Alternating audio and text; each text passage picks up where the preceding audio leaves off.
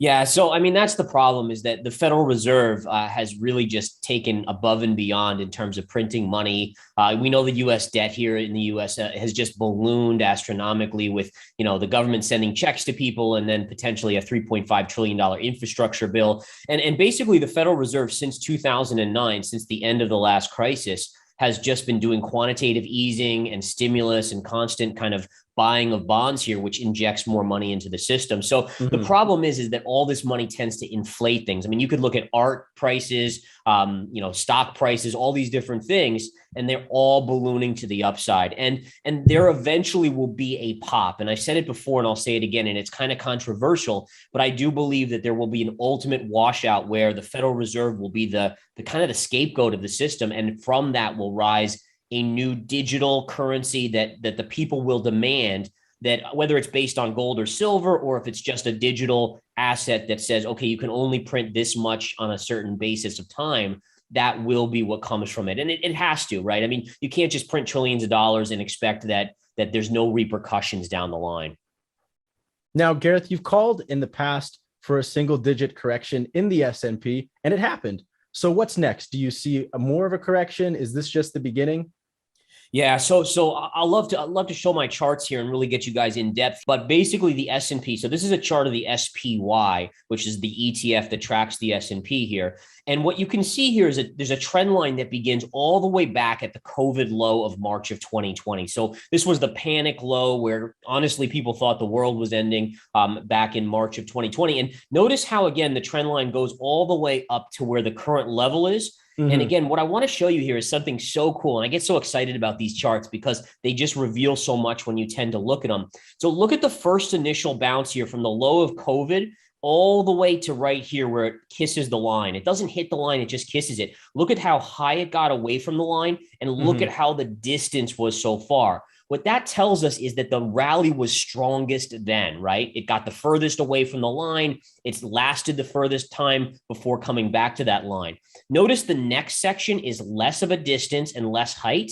And this time it actually hits the line. The next is the same thing, distance less away from the line. And this way, same thing. This time it hits it twice. The next time it pierces. The next time it pierces by even more to the point where you've now come up underneath the line. And what that's telling you is that the S&P is getting weaker and weaker and weaker to the point where I think the market is on the border of actually a 10% decline now. So we talked about the single digit declines. There's Mm-hmm. been lots of those. We haven't had a 10% correction in what seems to be ages going back to March of 2020, but it certainly looks like things are weakening to that point where we could be on the verge right now. What is Well, that telling us? Are institutions selling off? Yeah, and that's exactly what it's telling you here is that institutions are distributing shares. And on an intraday basis here, bear with me as I kind of move things around so I can Mm-hmm. see my chart here. But I want to go to the intraday 10-minute chart and show you guys what I'm seeing here. So you can see here on the 10-minute chart how this morning the S&P opened up and then look at that sell-off. Look at Friday, opened higher and sold off. Look at on Thursday, opened initially pushed higher and then sold off. Mm-hmm. Even going back to Wednesday, opened flattish, sold off. What that's showing you is that institutions are pushing the market up in the overnight on very light volume. So when the markets are closed, the futures are still trading. And what you see is that on very little money, the S&P futures can rise. And Mm-hmm. then when the market opens, the small retail investor is buying and the institutions are selling into it. So basically it's a way for these institutions to sell without really causing a massive crash because they're pushing the market up first. And then getting the retail investor to get in. And one of the interesting stats that I found fascinating is that this year there's been $1 trillion in retail money that's come in. That Wow. number is more than 20 or more than the amount of money that has come in over the last 20 years combined from the that's retail crazy. investor. So it Wow. just tells you how the institutions can have their way right now and sell their shares while the small investor is buying in. Gareth, what's your take on the Nasdaq and Dow compared to the S&P? The Dow seems to have been much weaker past month or so, and Nasdaq has been much stronger than anything else. Yeah, so that's been a very interesting point, right? So we've seen technology really lead the charge over the last month. It was a little confusing at first for me because usually when yields come down, the 10-year was coming down, technology rallies. But we saw it even when yields were pushing up, that the Nasdaq was still pushing higher. And the only thing I could make sense of here is that the worries about stagflation, and remember, stagflation means, slow growth or no growth or negative growth with high inflation, and it's kind of the worst situation of all, is making investors say, okay, listen, where can we position ourselves where there's still going to be growth in that environment? And that was really technology. So I don't think that lasts if yields continue to push up. I think that eventually technology does roll over, but I think that's exactly what was going on there. In a recent interview, you were talking about corporates accumulating gold, Planeteer, and you're seeing that in the charts too. Do you think institutions are rotating out of equities, out of Bitcoin, and starting to buy precious metals? Yeah, so it's hard to know if they're rotating out of Bitcoin, like a MicroStrategy. Probably not. MicroStrategy and the CEO there are just full on Bitcoin. That's the only thing that matters.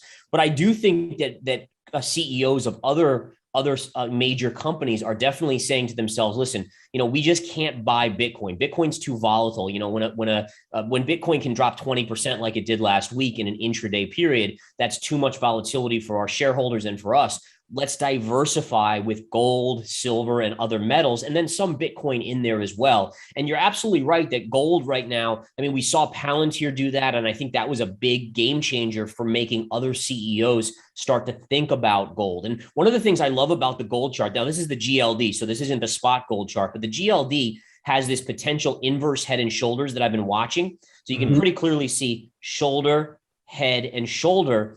And so what I'm really watching is, can gold get up on the GLD to this trend line and break out? And if it does, you could have a serious move up back to about 2,100, maybe by year end on the spot gold chart. And that would be about 200, 210 on the GLD. So I think absolutely you're seeing CEOs starting to say, hey, listen, this Federal Reserve is doing what they're going to do. There's no way the government can get away from all this debt.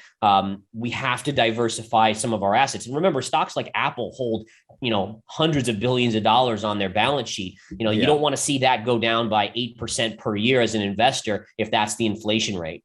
So if there is going to be some deleveraging, which I think I've heard you speak about in other interviews, is that even really possible in this scenario? There's counterparties on the other sides of all these debt instruments that are out there.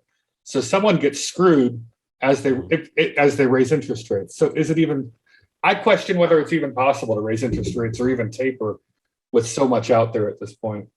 Right. And with the US debt, it will be extremely critical, for the US government to keep interest rates relatively low. But the question I have is, what's that level? Can they go up to 2% on the 10-year and things still be okay?